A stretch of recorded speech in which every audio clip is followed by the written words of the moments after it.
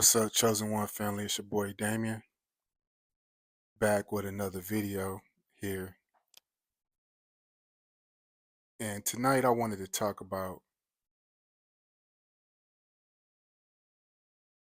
the power of solitude and silence. And I'll put it this way. Um, I think a lot of my life people looked at me like an extrovert, you know, especially when I was out moving around in the streets, partying and doing things like that. Uh, I was medicated a lot of times. And in that medicated state, a lot of the things that you traditionally worry about tend to disappear. And you take on this false sense of freedom where you feel this aliveness. And I think about like how long I rode that wave to where I was drinking and then elevated to doing drugs, and I could disappear and feel free. Even if it was just for a night, I could feel free. And I look forward every week and every weekend to the times I could go buy a bottle and turn up and go out. I remember going out with friends of mine. We used to have a slogan. Our slogan used to be, "Tonight we going out to take the city back." Like, and this is our slogan. Like, we gonna put on. We going out. We gonna make sure they know our presence is felt. Like somebody got a problem, we we good with that. And we just had this attitude of like when you had the bottle and was under for me under the influence, anything was possible. But then the next morning, you wake up, you realize that your life is not as amazing as it was the night before when you were in that altered state, and your problems are still there. And now you even more aware of them as you come down and you realize that even the night before you may have messed up and you got more problems. I remember one night, because I was a wild dude, I was a reckless dude. Like people would go out with me, they knew like, man, it was about to be a show. I remember one night I went out. I woke up the next morning and I walked outside and my whole bumper of my car was gone. And I was like, man, where the heck is my bumper?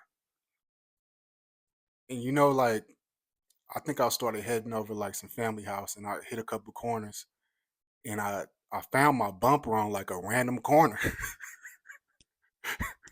I hopped out the car, picked up my bumper, put it in the back seat and rode off.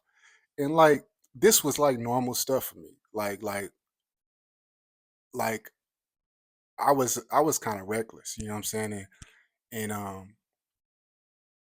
this was like normal. This was like normal weekends, and uh I look back and I know God's carried me a long way because uh a lot of things that is powerful or whatever sometimes we want to assume ourselves as, there is something very much higher working in our lives. And for me, like, I met many close to death situations. I would say I've probably been in over like 16 car accidents. I know people who've been in car accidents like one time and it's a wrap.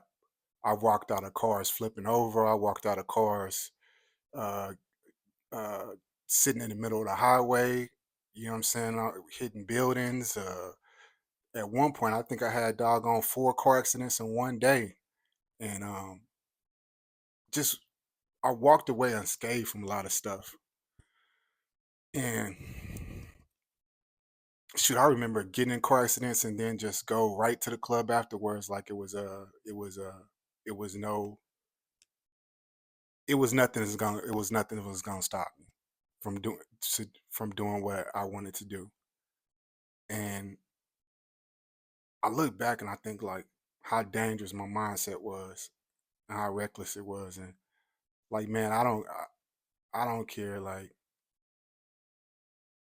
how smart or how cunning I may think I was or whatever. A lot of things were way beyond myself. And I'm grateful that God has carried me so far. And from years of living a certain way, and certain things I won't talk about on this channel just because like we not into like incriminating things. But like what things come along with a living a fast lifestyle. And and I'm just sometimes I'm perplexed that I lived this way for so long, and I was in patterns for so long of escapism. After that weekend was over, you got to go back to regular life, and whatever persona you may have taken on over the weekend, that persona drops, and you're back to what you've created.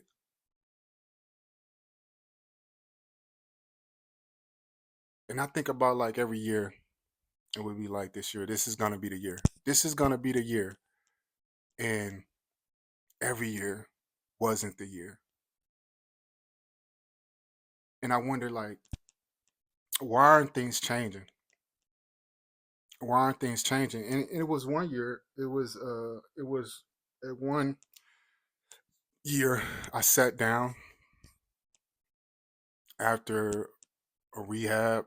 I think this was in 2016. After like literally feeling like I think I started to wake in spiritually. It was like 2015 at the end of that, and I started to feel like somebody was coming to hurt me, and I could feel this intensely. And and it was a night that, and I won't get into the whole night, but it was a night. The next morning, next morning, I couldn't even hide from myself no more. I just felt I felt kind of I felt pathetic. It's like one of those moments when your whole life catches up to you and you can't even hide from yourself. You know exactly who you are. And it hit me overwhelmingly, you know. And I got sent off to a program, and I think it was like got out that program. That place probably saved my life, man. Um, that place probably saved my life. I mean, I they taught me things that I didn't even know were out there about like just a lot of different stuff. I was in there for 2 months, and I got out, and I think I didn't do any drugs or alcohol or stuff for like 2 years, and I started writing. Um, I think that during that time period is like when I initially started writing like one of my first books. Um, and I was documenting my journey as for one of the first times I didn't have like drugs or alcohol in my system, and I was clear. And I started to see that life wasn't so problematic, uh, and things started to expand. I mean, within 6 months, things started to expand very quickly.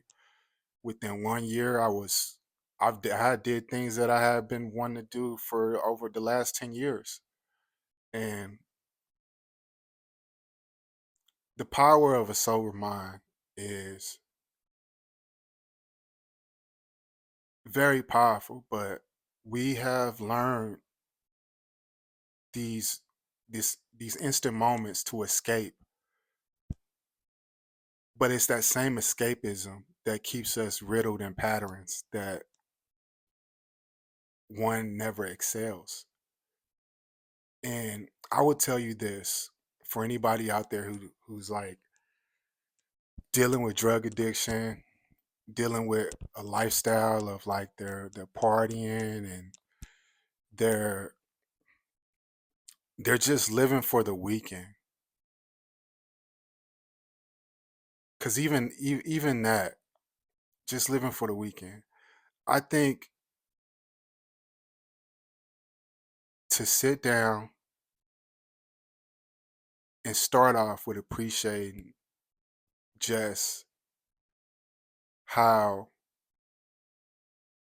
transformative solitude and silence can be is a great start, because we've been taught that being extroverted, being out and being moving around like you're gonna miss something is like the way. But great creation comes from really centering yourself and really spending personal time with yourself and becoming your best company, becoming a person that you like being around. Because truly, if you like being around yourself, other people will like being around you. And sometimes, we can become very, uh, deal with certain insecurities because we feel uh, like for me, I think, oh, I felt like when I was turned up, like I was the best version of myself. But this was an illusion.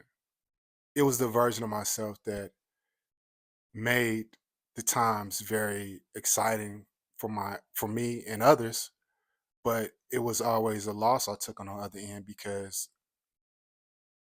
I was always at extremes. And when my natural character is very much introverted, you know, and it can be extroverted at times. I switch between it depending on how I feel. But even learning that is like comes through sitting down in that solitude and getting to know yourself. And I guess I'm making this video for somebody out there that is probably battling with addiction, battling with substances, battling with escapism, and just living in a repetitive pattern. You can't escape. You just have to sit down and appreciate what comes with solitude and what comes with getting to know yourself, becoming your best friend. And there's nothing wrong with this. Because, like I said, if you like you, if you love you, many others will love you. And I guess with that said,